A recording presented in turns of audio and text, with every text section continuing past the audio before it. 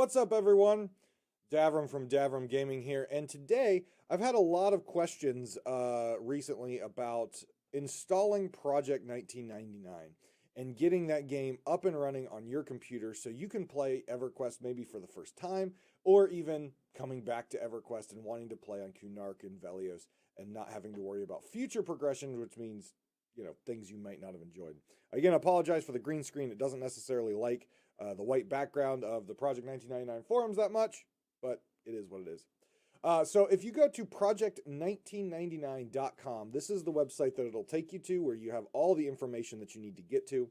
We're going to be looking at specifically the Getting Started button, which is on the upper left corner right here in red, Getting Started, which will launch us to this. It'll say, welcome to Project 1999, and it'll give you a series of instructions on how to install the game. What I found was that these instructions, though helpful and though walked you through things pretty well, there were definitely some things that are kind of left open to interpretation or take some time for you to kind of diddle and daddle with. I had to uninstall and reinstall several times before I got everything down. So I'm going to kind of try to walk you through these instructions and how I went about it. That way it might help you guys a little bit. So the first thing that you're going to need to know is you are going to need a copy of EverQuest, the Titanium Edition. Only a clean install of this will actually work. You cannot install the live version of EverQuest from the Daybreak Games servers and hope it'll work. You need to have the EverQuest Titanium Edition CDs and install them. You don't need to have a valid product key, though. You just need the CDs because, again, this is not a Daybreak game server. You don't need a licensed copy of the game in order to play it. You just need to have the CDs to install the files that Project 1999 uses. With that being said, these CDs are not made anymore. You cannot go out and buy them, while you might be able to find them on eBay for some ridiculous amount of money. There are definitely places out there. I would use these forums, project1999.com. There's a lot of people that have the ISOs, the ISO file formats out there. I'm not going to tell you where or how to get them because, well, that's pirating, and I don't advise that because, yeah. But if you look out there, you can find them. Just saying. Just be careful with the downloads that you're doing. That's all I'll say. So you'll want to download those ISOs. Now, you're probably asking, well, how do I use an ISO? Well, there is a great tool out there, and it's called Daemon Tools. And I'm going to open it here on my computer itself. So you'll need to get this particular program. It's called Daemon Tools. It's a free download. There is a paid for version, but you don't need that.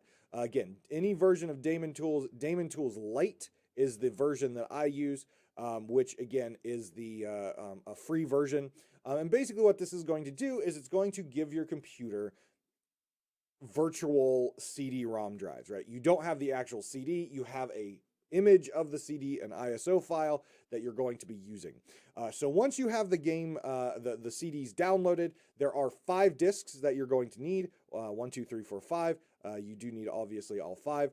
What you'll do is you'll download, install, and open Daemon Tools. And what you'll have down here is a series of drives. What you'll be able to do is you'll be able to click on that. You'll find where your CDs are. You'll select CD number 1. You'll click open. And what it's going to do is you can see down here my computer said, hey, we've got a new disk in our drive. Then just go ahead and give a click on it. It's going to say, hey, this is obviously an unknown application, whatever. And it's going to start the installer as we can see here on our screen. Now, I'm not going to go through the installer because I already have it installed.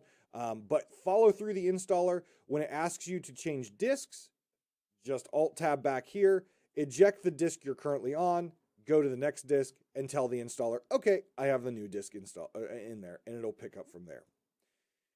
What I will tell you is when you're installing this game, just to save you any sort of trouble, especially if you're like me and have a live copy of the game installed on your computer, what I did was I actually went to another section of my hard drive, created my own folder called EverQuest P99, and installed it there. That way I know where my actual live Daybreak game client is and my EverQuest P99 client is. They're in 2 separate folders. They're not going to patch each other, which is what we're trying to avoid here and what a few of the other steps later we're going to do. Because as soon as you launch this game, without doing these additional steps, which we're going to talk about next, it's actually going to try to contact the Dayrate game servers and patch your game up to the current release, which means you're now having to going to uninstall it and reinstall it again if you want to play on Project 1999.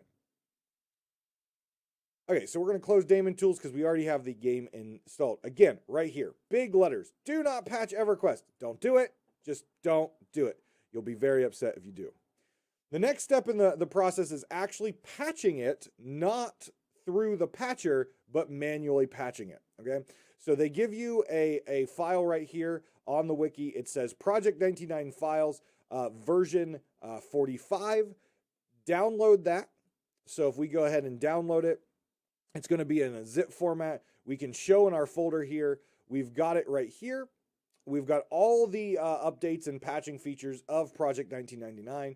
We want to go ahead and extract that, and we're going to extract it to, again, we want to browse to our Project 1999 folder, which is right here. So find that Project 1999 EverQuest install that you did, and go ahead and export it to that folder.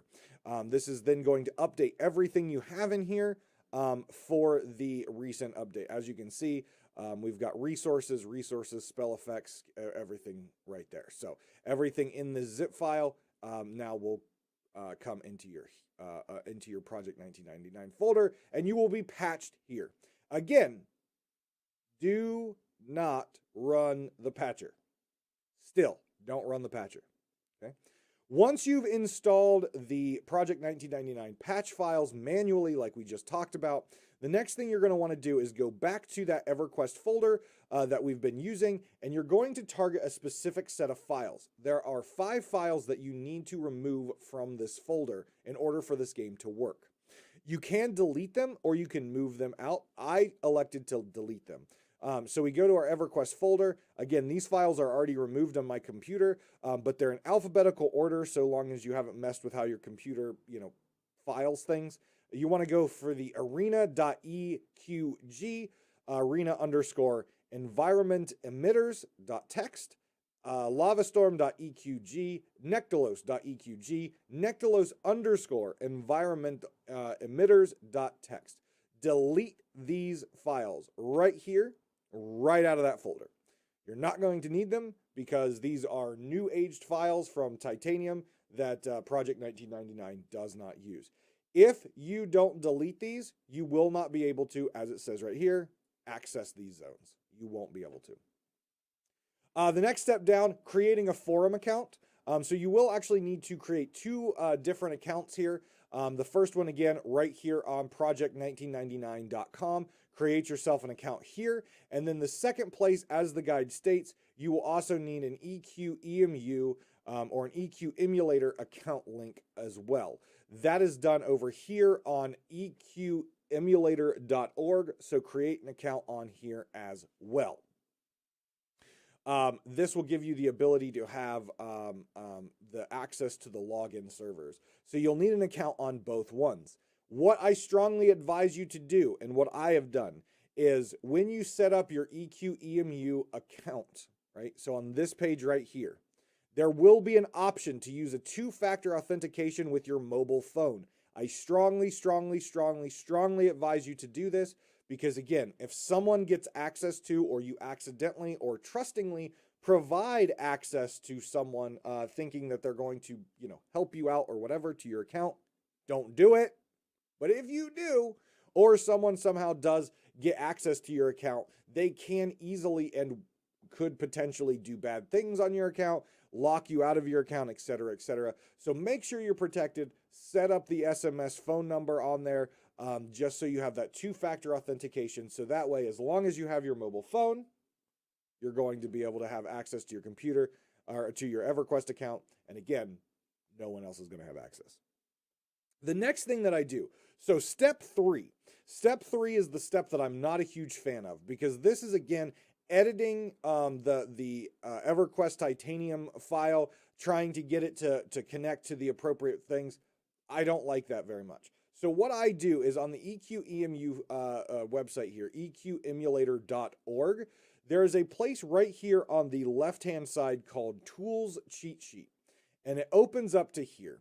And now I understand that this top one here, EQEMU Launcher 2.0, it says that it's currently offline. That's fine. It's not going to patch your software for P99 anymore, which it used to, which was really nice. But what it does do is it automatically hooks into that EverQuest P99 folder that I created here, and makes sure that when you launch it, it is not going to launch the patcher. So download this, get it installed. It's going to ask you during the install, where is your, your EverQuest P99 folder? Go ahead and direct it. And what it's going to do is it's going to put this little icon right here on your desktop. I'm going to run it, and as you can see, it looks like a normal patcher. I've got it set to Project1999 and a play button, and here are the settings I was talking to you about. So again, find EverQuest. It's probably, if you have the live version installed, going to find that. Direct it to the EverQuest folder that you installed. So right here, EverQuest folder path. We pointed it to directly the P99, so that's my D drive, EverQuest P99. I selected OK. It's got it there. It then will search and find the EverQuest game.exe, right? You can auto update server on start. These things, they don't work anymore, right? This stuff doesn't work, but leave them checked and stuff like that. So hit save. You've got it now. And basically from here, what you can do is we've got Project1999 here. We've got all the different options that you can select. But Project1999 is what we're going to do. It says unsupported servers. I use it. It works. It's just not going to patch it. You have to manually patch it whenever Project1999 comes up with a new update, which they let you know. But what we're going to do here is it's going to utilize what Project1999 wants you to do manually, it's going to do automatically. So now that I've done all these steps, I can hit play, and it's actually going to launch me into the game and not launch the Daybreak Games server. So as we can see here, we're on the classic EULA. Here we go, and we're now into EverQuest, right? So then you would log in from here, select your server, Project1999, blue or red if you like PvP, and start your EverQuest adventure. Maybe for the first time, maybe you're returning. But I hope this helps everyone out a lot on this. I've had a lot of questions, a lot of people coming into my Twitch chat asking, hey, how can we play this game? We've never played it before. It looks a lot of fun. Or people coming back saying, hey, I would love to play EverQuest again at this era because this is the time that I loved it. How do I do it? So hopefully this video helps you out. If you have any questions, please do drop me a comment below. If this helped you out, please do like and subscribe. You can catch me nearly every single day, twitch.tv/DavramGaming. We're currently playing EverQuest Project1999. We're waiting anxiously for Pantheon whenever that may happen. But for right now, EverQuest Project1999 it is. So I hope to see you in a live stream. But until then, take care of yourselves and each other. We'll see you online.